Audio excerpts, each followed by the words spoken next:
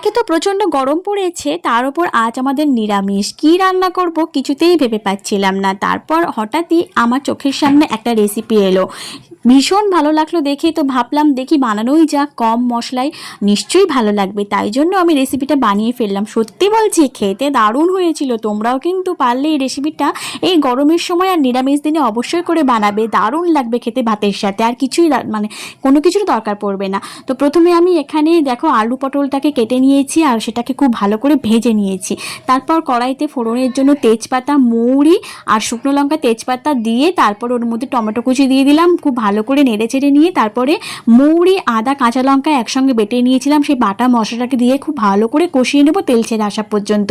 কষিয়ে গেলে তারপরে এর মধ্যে আলু, একে একে পটল দিয়ে খুব ভালো করে আবারও কষিয়ে নেব।